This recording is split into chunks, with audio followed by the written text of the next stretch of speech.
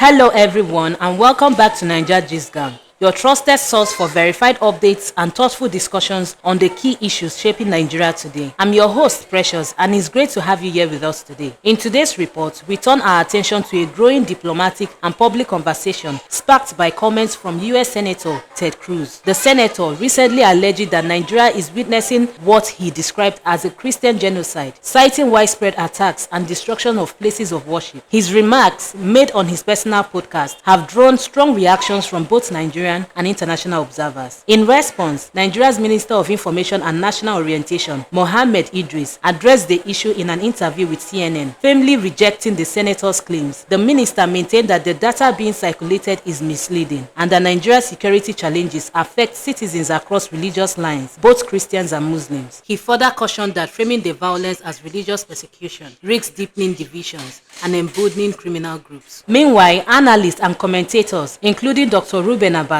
Ojiokwe, and Rufai Useni of Arise News, have weighed in on the matter. Their discussion highlights the importance of balanced reporting and the need to correct distorted narratives about Nigeria in the global media space, stressing that while the country continues to battle insurgency and banditry, these conflicts should not be misrepresented as religious wars. Up next, we will take a closer look at Senator Cruz's remarks and the Nigerian government's official response, as well as insight from Arise News analysts on the wider implications of this controversy.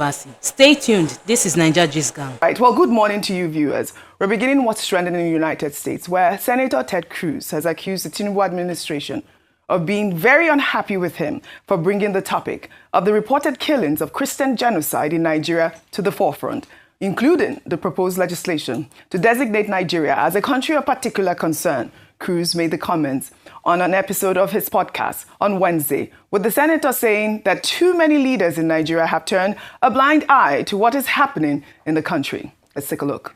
And as you know, I've been very vocal calling out the mass murder of Christians. Over 50,000 Christians have been murdered in Nigeria since 2009. Over 20,000 churches and schools have been destroyed, burned to the ground.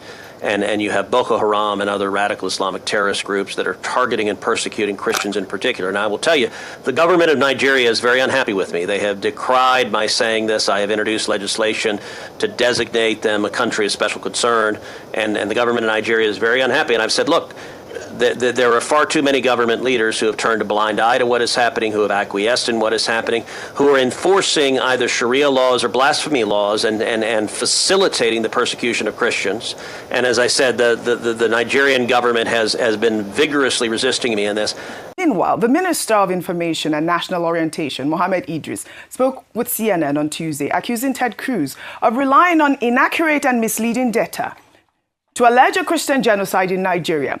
Idris said that such claims fail to reflect the complexity of the country's security challenges and warned that spreading such claims unknowingly supports criminals whose main aim is to stir religious tension. Let's take a look. Some of the claims made by some officials in the United States is based on faulty data. Some of them, some assumptions that the victims of this religious violence are largely Christian. Yes, there are Christians that have been attacked, but these, criminals do not just target one religion. They target Christians. Yeah. They also target Muslims. We have seen that in several parts of, especially the northern part of the country. So yes, indeed, we have security challenges in Nigeria, but we also have to recognize that there is a massive drive by government to ensure that Nigeria is ultimately safe for everyone. But for the records, we want to say that Nigeria is a very tolerant country when it comes to religion. We don't want these dangerous narratives to go on because criminal elements and some of these extremists are driving this narrative and pushing people to believe that Nigerian Muslims and Christians are fighting each other. This is not the case. All right, once again, Dr. Bati, we are seeing how this issue has grown to becoming one of global importance, that a senator seems to be following developments on this topic locally. The question now is how to address religious persecution in Nigeria. The minister is emphasizing that, characterizing the attacks as being against Christians alone will drive Nigeria towards unnecessary division, noting that, criminals want to portray the situation as a fight between Christians and Muslims. And that's about the most important soundbite I got from that interview with Mohammed Idris, talking about the fact that this idea of a Christian genocide is actually fueling the terrorists more. Your thoughts? Okay, there's a disconnect in the global information world order. That's what it is called, whereby you have the Western media having a mindset about, what is categorized as the third world. And in the case of Nigeria, what sells in the American media will be to say, North versus South in Nigeria, Christians versus Muslims. This has been the trope over the years, and which is why we often commend the efforts of, African-based media, like Arise News, in trying to tell the story of Africa from a different perspective, to say that it is not as bleak as the Western media tries to portray it. In other words, I'm saying that the kind of narrative that you are finding within the American media in recent times fits into that narrative of Africa as the dark continent, where there is religious war, where there is ethnic division, and all of that. And I guess that, it's important that the Minister of Information of Nigeria is trying to counter this narrative by saying that, look, there may be issues. Our own position is that there are issues with security, with welfare in Nigeria, just as they have similar issues in the United States or elsewhere, even in England, where they are dealing with issues of integrity, and the royal family has been dragged into it. So we have our own issues here in Nigeria, but it's not a situation whereby on the streets of Nigeria, Christians are fighting Muslims on a daily basis. The problem is one of Boko Haram, as one of the commentators pointed out, of insurgency and banditry. And what government says is that it is continuing to deal with it. We were once placed on the Department of State's, U.S. Department of State's country of particular concern in terms of religious freedom. Now, at another time, we were reconsidered. We were removed from that list. But it looks like there are some people who are saying, look, Nigeria must go back onto that list of country of particular concern. When Bishop Matthew Hassan Kuka, the Bishop of the Catholic Diocese, intervened in the matter, some people began to attack him, saying that, he was saying that, look, he lives in the heartland of Islamic religion, yes, Sokoto, and it's not as if Nigerians and Muslims are fighting themselves. But like other countries, we have these issues, and government is dealing with these issues.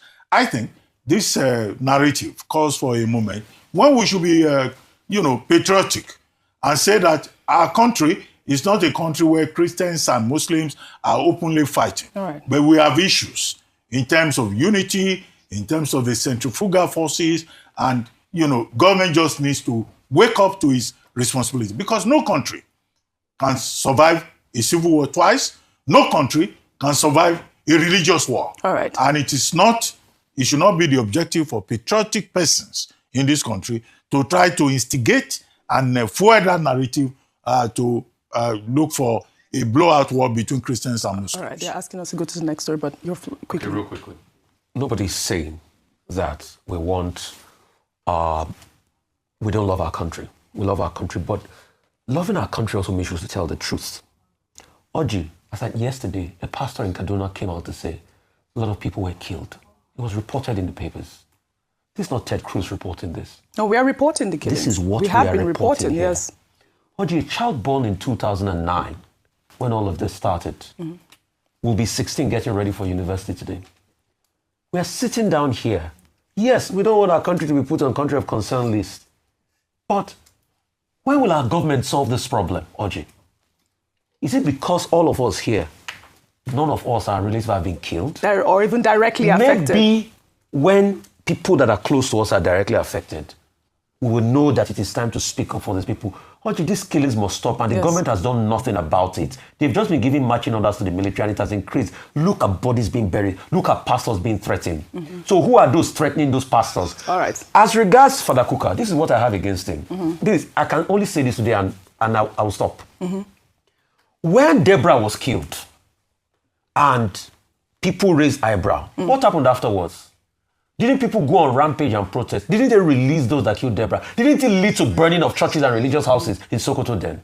So why are we deceiving ourselves that these things don't happen? Yes, Let's say the truth. Yeah. Because it doesn't affect us. We are here to speak for people. That's why God put us here. Yeah. And God will ask us questions. Today's discussion revolves around renewed international attention on Nigeria's internal security and religious tensions, following remarks by U.S. Senator Ted Cruz. Speaking on his podcast, Senator Cruz accused the Nigerian government of turning a blind eye to what he described as the mass murder of Christians, alleging that more than 50,000 Christians have been killed since 2009 and that over 20,000 churches and schools have been destroyed. He further revealed his intention to push legislation designating Nigeria as a country of particular concern, a move that, if successful, would influence U.S. foreign policy and aid relations with Nigeria. The Nigerian government, through the Minister of Information and National Orientation, Mohammed Idris, has firmly rejected those allegations. In his interview with CNN, the minister described Senator Cruz's claims as inaccurate and based on misleading data. He emphasized that Nigeria's security challenges affect all citizens, both Christians and Muslims, and warned that framing the violence as religious persecution could embolden criminal and extremist groups. According to the minister, such narratives risk deepening mistrust in communities that have coexisted peacefully for decades. Commentators on Arise News, including Dr. Ruben Abati, Ojiokwe, and Rufai Useni, analyzed the issue from both domestic and international perspectives. They highlighted the persistent gap between how Western media portray African nations and the on-ground realities experienced by citizens. Dr. Abati noted that stories of Christian versus Muslim conflict in Nigeria often fit long-standing Western stereotypes of Africa as a continent, virtually consumed by division. In his view, the task for Nigerian and African-based media is to tell balanced stories that reflect the truth, acknowledging real challenges but resisting exaggerated narratives that fuel misunderstanding. The analyst also pointed out that Nigeria's struggle with insurgency, banditry, and terrorism remains a national problem, not a purely religious one. Groups such as Boko Haram and the Islamic State in West Africa have targeted both churches and mosques, killing people across faiths. They stressed that the real issue is the failure to provide adequate security, justice, and socio-economic opportunity, conditions that extremist elements exploit to advance their agendas. From a policy standpoint, the ongoing exchange between Senator Cruz and the Nigerian government exposes a deeper questions about narrative control in global affairs. Who defines the story of a nation? When powerful voices abroad shape perceptions based on incomplete data, the consequences can be significant, affecting diplomacy, trade, and even the country's image in the eyes of investors and international partners. However, as much as the Nigerian government seeks to correct these narratives, there is also a domestic responsibility to address the root causes of insecurity.